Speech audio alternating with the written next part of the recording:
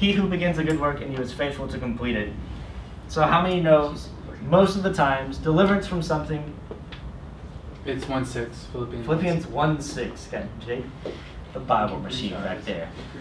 I think so, yeah. How many know deliverance most of the time isn't a boom, delivered thing? How many know deliverance is a walking it out thing? Like, you literally like stretching it out, like walking it out. You literally have to walk it out. You know what Paul says about walking it out? Paul says he took up his cross daily. All these people are like, I took up my cross, it's done. No. Paul says he took up his cross daily. He picked up the cross, lugged it around. Daily. Not a one-time event, people. All these people are like, I took up my cross. I'm done with all the pain and all the hassle. And they make this little jingle about it. And then boom. Paul had to take up his cross daily. Walking out deliverance is about that. It's about getting rid of yourself and making it about Christ. Taking up your cross to magnify it to Him. Amen. Amen. Amen. Amen. There we go. I got like 3/4 of the amens. I'm doing good. Man, how many of you know it takes a certain amount of boldness to do that? It really does. To walk it out. You know, I was walking at the beach at work, because at Discovery Cove we work on beaches with dolphins and emus. I'm walking on the beach. And as you can imagine, there's a bunch of, well, this time it was British people, but a bunch of half-naked people on the beach. Jake's been to Discovery Cove. It literally is like dolphin pools and beach with a bunch of chairs and a bunch of half-naked people. And so there happened to be, I work in the far, very end pool, all the way at the end.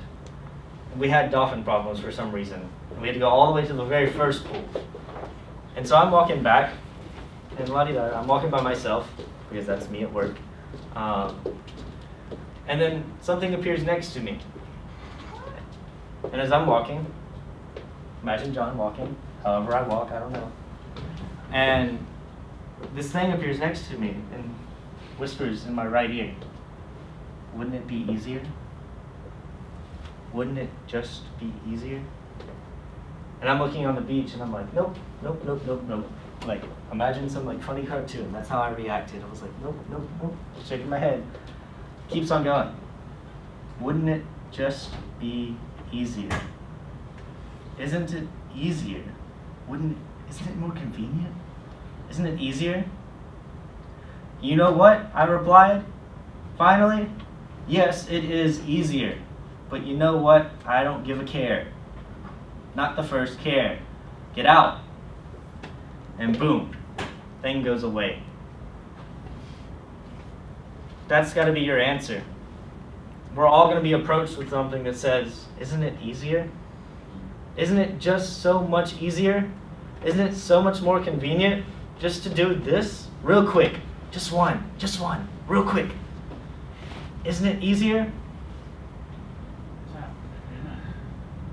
No, it's not easier. It's your final answer. Not in front of it. Your final answer is, no, it is not easier for me just to do that one more time. It's not.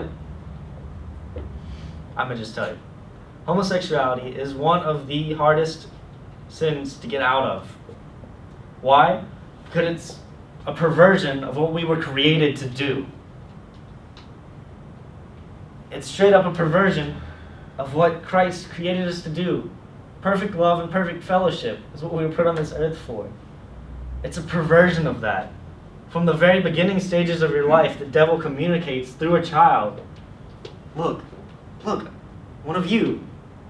You become attracted to something similar to you. It boils down to a perversion of love and a perversion of pride. Because pride tells you you want something similar to yourself. Another male, another female for the females. And you're confused because as a child, as a beginning child, you're taught, love everyone. Love them. Just love them. Here's the devil knocking on the little kid's door. You love that. You love them. You love them. You heard the old saying, you tell a dog it's stupid enough, it believes it? The devil tells you love someone enough. As a child, you believe it. Because that's usually when homosexuality happens. It happens around 4th or 5th grade is when they've started to say now. But the devil comes in and perverses the one thing we were created for. Love. And I'm telling you, you ever want a burden put on you? Try intercessing for someone who has a perversion of what they were created for and doesn't understand it. Try intercessing for someone like that.